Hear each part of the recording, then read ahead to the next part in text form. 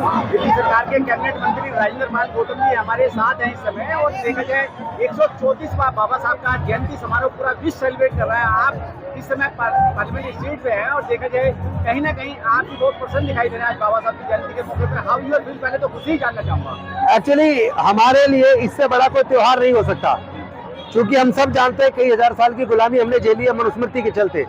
लेकिन डॉक्टर बाबा साहेब अम्बेडकर जी ने अपने 5 में से 4 बच्चे गंवाए, अपनी जवान पत्नी माता रमाबाई को खोया, अपना पूरा जीवन जलाया और हमें हजारों साल की गुलामी से मुक्त कराकर, हमारे पढ़ाई के रास्ते खोलकर, हमें तमाम तरह के हथियार देकर, हथियार यानी शिक्षा का हथियार और साथ ही साथ नौकरी, रिजर्वेशन, इन तमाम, ये समझ लीजिए जो रास्ता बंद था मनुस्मृति के चलते, वो डॉक्टर बाबा साहेब अम्बेडकर जी ने संविधान से खोल दिया। हमारे पढ़ने के रास्ते बनाए, हमें जज, engineer, doctor, collector, scientist, professor बनने का रास्ता बनाया। MP, MLA, मंत्री, मुख्यमंत्री, उपराष्ट्रपति, राष्ट्रपति, तमाम पदों तक पहुंचने का मार्ग हमें बाबा साहब बना कर गए।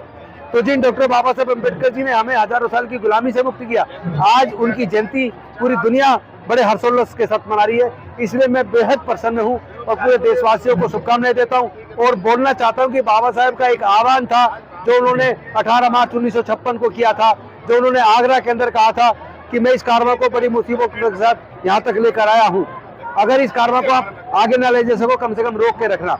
आज दुख की बात है कि जो बाबा साहब देकर गए 70% छिन चुका है, 30% बचा है वो भी छिन जाने वाला है। इसलिए मैं निवेदन करता हूँ तमाम पूरे समाज के लोगों से, बहुजन समाज के लोगों से, SC, ST, OBC, माइनॉरिटी से, कि आप लोग बेशक किसी भी राजनीतिक पार्टी में काम करते हैं, किसी भी संगठन में काम करते हैं, लेकिन अपने आने वाले बच्चों के भविष्य के लिए कम से कम न्यूनतम एक साझा कार्यक्रम तय करके अब मिलजुल के एकजुट होकर अपने बच्चों के भविष्य के लिए लड़ना होगा, वरना था दोबारा हमारे बच्चे गुलाम हो जाएंगे और हम नहीं चाहते कि हमारे बच्चे फिर से गुलाम हो। अपने बच्चों को पढ़ाएंगे लिखाएंगे, बेशक वो शिक्षा को महंगा करके शिक्षा छीन रहे हैं, नौकरियां उन्होंने लगभग खत्म कर दी है, ठेकेदारी पर फैला दी है, लेकिन अगर हम लोग एकजुट होकर लड़ेंगे तो जो कुछ छीना वो वापस आ सकता है। इसलिए ये समय एकजुट होकर अपने सामाजिक न्याय की लड़ाई को लड़ने का है। जिस तरीके से देखा जाए वर्तमान सरकार कहीं ना कहीं डॉक्टर अम्बेडकर को छीन करना चाहती है, संविधान को खत्म, वो कितना ही कोशिश कर ले कर नहीं पाएगी, वो कर नहीं पाएगी, क्योंकि वो लोग डॉक्टर बाबा साहब अम्बेडकर की मूर्ति तोड़ सकते हैं, उनकी विचारधारा को नहीं तोड़ सकते। विचारधारा तेजी से बढ़ रही है, उसी खुंदक में, उसी वजह से वो लोग दुखी होकर बाबा साहब की प्रतिमाओं पे हमला कर रहे हैं। लेकिन हमारे लिए ये गौरव की बात है कि हमारी विचारधारा बढ़ रही है। डॉक्टर बाबा साहब अम्बेडकर, फूले, साहू अम्बेडकर, पेरियार, यानी वो तमाम महापुरुषों की जो हमारी विचारधारा थी वो तेजी से आगे बढ़ रही है और उसके बढ़ने से वो लोग दुखी हो रहे हैं, परेशान हो रहे हैं। उसकी हमें परवाह नहीं करनी है, हमें एकजुट होकर अपनी लड़ाई को आगे लेके जाना है। क्या लगता है जिस तरीके से देखा जाए तमाम राजनीतिक पार्टियां जो है बाबा साहब को जो है इस देश के भी पूरे विश्व के अंदर आइकॉन के रूप में मानती है, पूछती है, लेकिन कहीं ना कहीं RSS और BJP उससे चौकन्ना रहना है। जो लोग केवल मूर्ति लगाएंगे वो बाबा साहब के किए हुए काम को खत्म करेंगे, लेकिन जो लोग मूर्ति लगाने की बजाय मूर्ति के साथ साथ डॉक्टर बाबा साहब अम्बेडकर के विचार को लागू करने के लिए संसद के अंदर भी और रोड पर भी जो लोग लड़ रहे हैं, हमें ऐसे लोगों के साथ खड़ा होना चाहिए। शुक्रिया। नमो बुद्धाय, जय भीम। मेरा नाम भदन दीक्षा भूमि है, बुद्ध गया मुक्ति आंदोलन के लिए काम करता हूँ, यूनिवर्सल कंपैशन की काम करता हूँ। बोलिए। आज देखा जाए पूरा विश्व जो है बाबा साहब की 134वीं जयंती मना रहा है और आप खुद यहाँ पार्लियामेंट स्ट्रीट दिल्ली में हैं। जी। How you feel? सबसे बड़ी बात यह है, पार्लियामेंट में नहीं लेकिन भारतवर्ष अगर है तो वो लास्ट कोलंबियन है और उनके लिए एक शेर है, मैं तुम्हें अल्लाह और प्रोफेट मानता नहीं हूँ, लेकिन आपके जिस्म से, आपके तत्वज्ञान से सम्यक संबुद्ध की खुशबू आती है। आज देखा जाए तमाम जो है पूरे विश्व के अंदर बाबा साहब की जयंती सेलिब्रेट की जा रही है, जी। इस विषय में कुछ कहेंगे?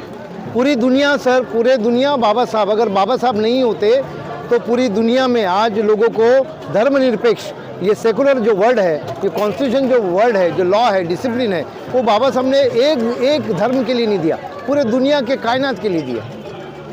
लेकिन वर्तमान की सरकारें कहीं ना कहीं भारतीय संविधान और बाबा साहब को झुठलाने का काम करती है। देखिए, देवदत्त हमारे यहाँ पे कहा जाता है कि बुद्ध और देवदत्त, बुद्ध और कार्ल मार्क्स हमेशा काम करते रहेगा, लेकिन बुद्ध तो बुद्ध है और वो बाबा साहब तो आधुनिक बुद्ध है। वो सभी के लिए करुणामय, यहाँ के आदिवासी के लिए, यहाँ के ट्राइबल के लिए, यहाँ के गरीब लोगों के लिए बाबा साहब ने सब किया है।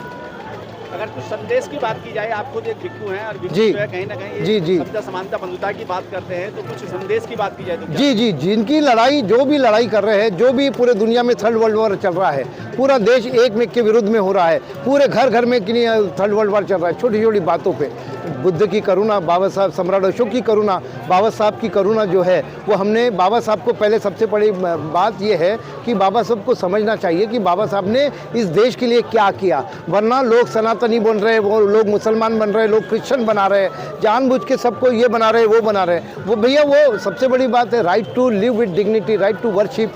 बाबा साहब ने कॉन्स्टिट्यूशन सबको अधिकार दिया है। आप किसी को ये नहीं बोल सकते, आप किसी को मार नहीं सकते, आप किसी को तोड़ नहीं सकते। You can't kill the enemy, you can't the kill enemy, you have to change the enemy. और कुछ कहना है? 134 जयंती में आप सभी को, चाहने वालों को जयंती की शुभेच्छा। साधु साधु साधु।